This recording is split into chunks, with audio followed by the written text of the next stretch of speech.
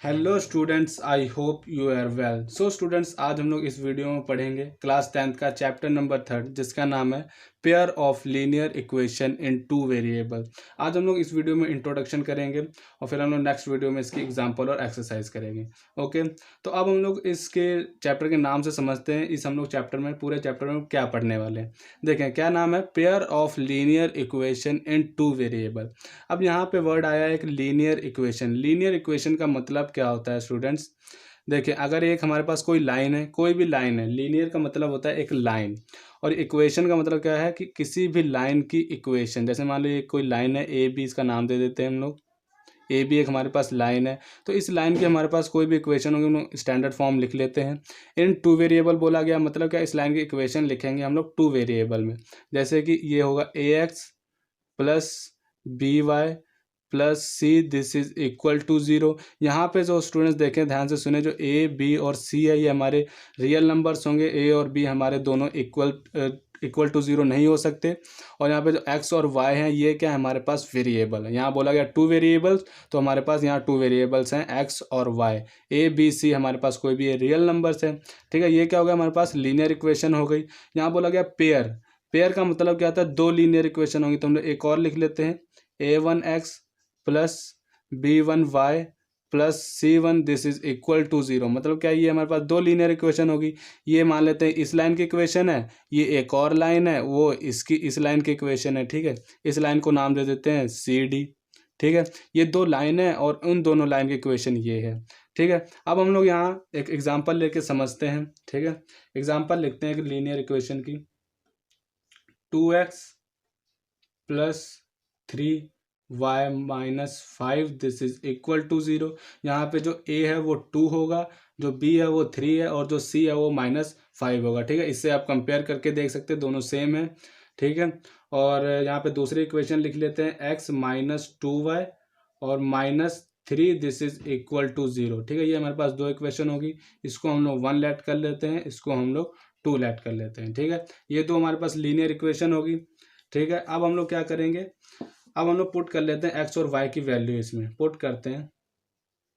Put x this is equal to 1 and y this is equal to 1 in equation 1। Equation 1 में हम लोग x की value 1 और Y की वैल्यू 1 पुट करेंगे, तो देखते हैं क्या आएगा। हम लोग उसकी लेफ्ट हैंड साइड ले लेते हैं। ये हमारे पास लेफ्ट हैंड साइड होती है, ये हमारे पास राइट हैंड साइड होती है। ठीक है, तो हमने लेफ्ट हैंड साइड ली, क्या है 2x प्लस 3y माइनस 5। ठीक है, इसमें हम लोग एक्स और वाई की वैल्यू पुट कर देते हैं। 2x की वैल्यू 1 प्लस 3y की वैल्यू 1 माइनस 5। इसको आगे सॉल्व करेंगे तो 2 वन ज़ा 2 और हमारे पास 3 वन ज़ा 3 और -5। ठीक है, ये 3 और 2 5 -5। देखिए ये प्लस का 5 ये माइनस का 5 आपस में कैंसिल हो जाएंगे, इक्वल टू ज़ीरो आ जाएगा। तो ये ज़ीरो है वो हमारा राइट हैंड साइड है, तो इसको लिख लेंगे this is equal to right hand side. मतलब क्या है, इस जो लीनियर इक्वेशन में जब हमने 1 और 2 पुट किया, एक्स को 1 और वाई को 1 पुट किया, तब हमारे पास जो लेफ्ट हैंड साइड और राइट हैंड साइड दोनों इक्वल आ गई। ठीक है, तो हम लोग इसमें ये लिख सकते हैं, here left hand side this is equal to right hand side. जब ये दोनों हमारी आपस में इक्वल हो जाए, लेफ्ट हैंड साइड और राइट हैंड साइड, तो हम लोग ये कह सकते हैं कि x this is equal to 1 और y this is equal to 1 is the solution of the given equation. यहाँ लिख लो, this is a solution of given equation. Okay, अब आपको मैं दूसरे एग्जांपल लेके दिखाता हूँ। अगर हम लोग पुट कर लें x को 1 और y को 2, तब देखो हमारे पास क्या आएगा, 2 1 प्लस 3 2 -5। ये हमने लेफ्ट हैंड साइड ली है, ये 2 हो जाएगा प्लस 3 2 6 -5, ये हो जाएगा 6 7 8 -5, और ये आ जाएगा हमारे पास 3, जो कि not equal to right hand side है। जब हमारे पास ये राइट हैंड साइड के इक्वल ना आए, मतलब क्या है, यहाँ पे जब left hand side is not equal to right hand side, ये दोनों आपस में इक्वल ना हो, तब हम लोग क्या लिखेंगे, it is a not solution of, it is not solution of the equation.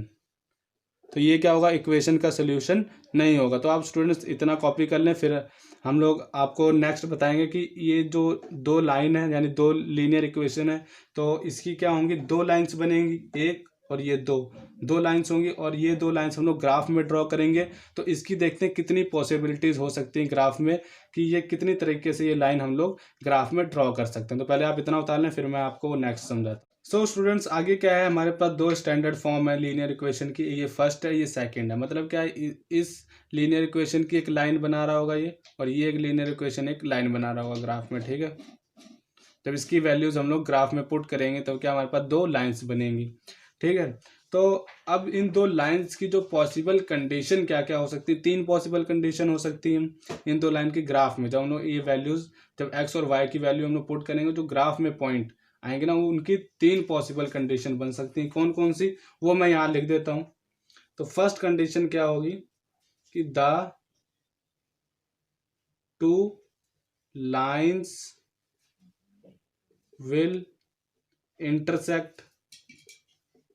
intersect at one point. इसका मतलब क्या है कि हमारे पास ये कोई ऐसा ग्राफ है, ठीक है, ये ग्राफ है, ये ओरिजिन होता है, ये हमारी एक्स एक्सिस होती है, ये एक्स और ये एक्स डैश, ये वाई और ये वाई डैश। यहाँ पे हम लोग पॉजिटिव वैल्यू लिखते हैं, यहाँ पे नेगेटिव वैल्यू, यहाँ पे वाई की पॉजिटिव, यहाँ पे वाई की नेगेटिव वैल्यू लिखते हैं, ठीक है। तो अब यहाँ पे इंटरसेक्ट का मतलब क्या है, एट वन पॉइंट, कि हमारे पास कोई एक लाइन होगी, मतलब मान लेते हैं फर्स्ट लाइन कुछ हमारी ऐसी है, ठीक है, और सेकंड लाइन कुछ हमारी ऐसी गई है। तो मतलब क्या हो रहा है कि यहाँ पे ये दो लाइन है ना, इस पॉइंट पे इंटरसेक्ट कर रही हैं, ठीक है। एक तो ये कंडीशन बन सकती है, किसी एक पॉइंट पे इंटरसेक्ट करेंगे। सेकंड कंडीशन ये बन सकती है कि वो इंटरसेक्ट ही ना करें, मतलब क्या है, वो पैरेलल हो।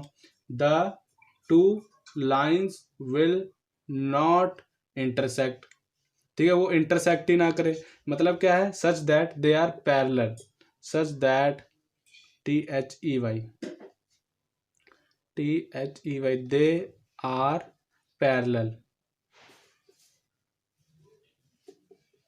वो पैरेलल हो। मतलब क्या है, अगर हम लोग इसी ग्राफ को बनाएं, कुछ ऐसा ग्राफ होगा हमारे पास, ये ओरिजिन, ये एक्स एक्सिस, ये वाई एक्सिस, तो मतलब क्या है, यहाँ पे इंटरसेक्ट नहीं करेंगे, वो पैरेलल होंगी। ये मान लेते हैं एक लाइन कुछ ऐसे गई है, दूसरी लाइन कुछ ऐसे जा सकती है, ये दोनों पैरेलल होंगे, इंटरसेक्ट नहीं करेंगे आपस में। थर्ड कंडीशन क्या हो सकती है इन दो लाइंस की, कोइंसाइड कर सकते हैं एक दूसरे, कोइंसिडेंट, कि the two lines will be coincident.